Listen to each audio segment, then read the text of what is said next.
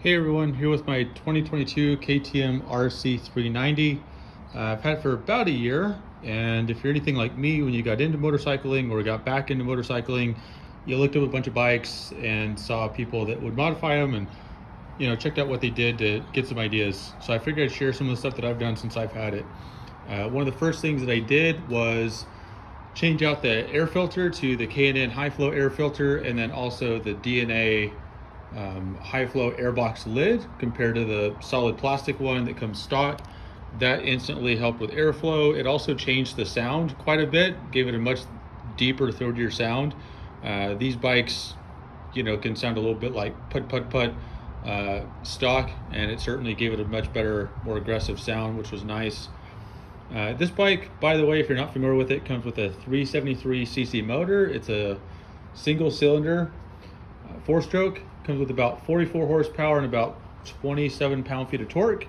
So it's in that beginner sport bike class in competition with like the Ninja 400 and MT-03, the Yamaha R3, things like that.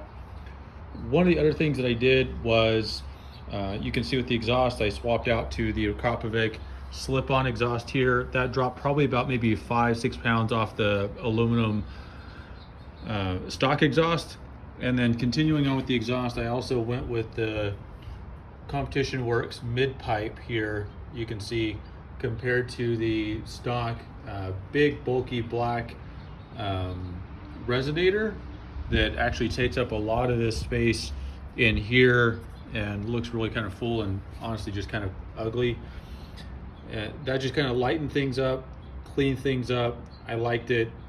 Didn't change much in terms of sound at that point. Still connected to the stock header pipe, so it still has the cat. It's not a cat delete system. Those are illegal where I'm at here in California. I mainly take this bike on canyons, up twisties. I live right near Azusa in Southern California, so it's pretty good with that.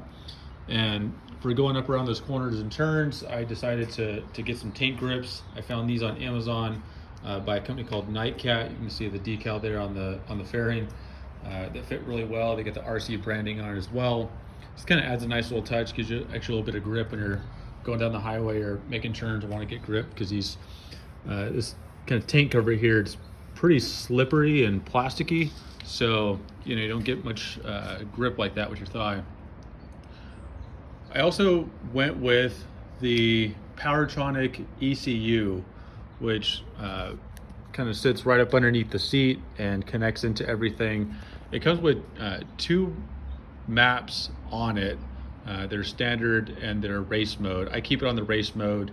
I've had no issues with it. It helps rebalance the air fuel mixture so that the bike runs a little bit more rich. These bikes run pretty lean stock, so it helps balance that out quite a bit.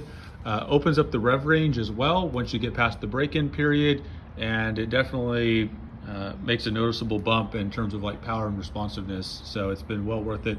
They're only like a few $100. You can order them and kind of go from there.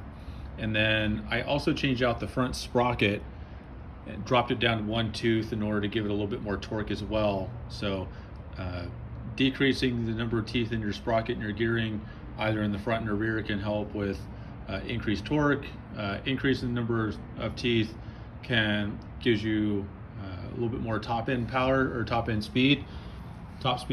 I wasn't really worried too much about top speed. This bike stocks tops out at about 112 miles an hour. I haven't gotten it that fast. I don't take it to tracks.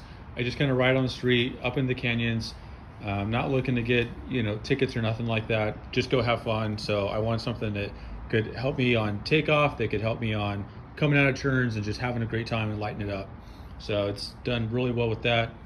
I'll go ahead and turn it on. It's cold right now, but that way you can kind of see how it sounds.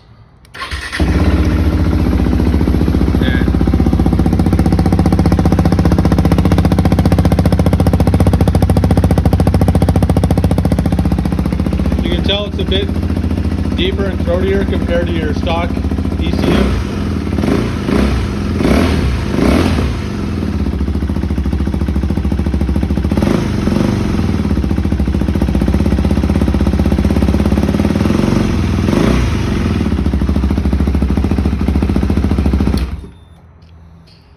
And so there you have it. That's my 2022 KTM RC 390. Hope you liked the video, and just figured I would share it for all the other folks that have been nice enough to share videos of their bikes to help me learn. I figured I'd kind of pass it on and share a little bit about my bike for whoever the next person is that comes along that's thinking of the same thing. All right, take care.